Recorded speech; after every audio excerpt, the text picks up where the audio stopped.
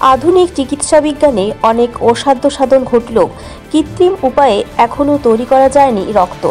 দুর্ঘটনা সহ যেসব রোগে কোনো কারণে রোগীর রক্তের প্রয়োজন হয়, তখন সেই রক্ত কোনো সুস্থ মানুষের শরীর থেকে নিতে হয়।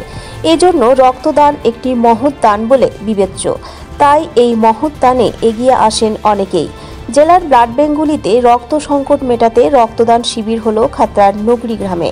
নগরী নবজাগরণ সংঘের উদ্যোগে রবিবার নগরী হাই স্কুলে শিবিরের আয়োজন করা হয়। ক্লাব সম্পাদক হৃদয় পাত্র জানিয়েছেন, শিবিরে 3 জন মহিলা সহ মোট 32 জন রক্তদান করেন।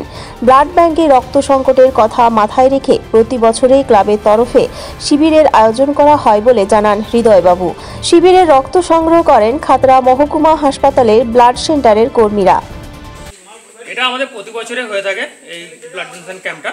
আমাদের এটা আরও আগে হয়, কিন্তু এবছর কোনো একটা বিশেষ কারণে আমাদের একটু দেরি হলো করতে। এটাই হচ্ছে প্রতি বছরই আমরা আয়োজন করে থাকি। ব্লাড ডোনেশন ক্যাম্পে কতজন ব্লাড দিয়েছে? এটা প্রায় আমাদের 32 জনের মতো। মহিলা আছেন 3 জন, বাকি সবই পুরুষরা। Thank you. খাতড়ার নগরী থেকে বিক্রম মহাপাত্রের রিপোর্ট, দক্ষিণ বাঁকুড়া এক্সপ্রেস।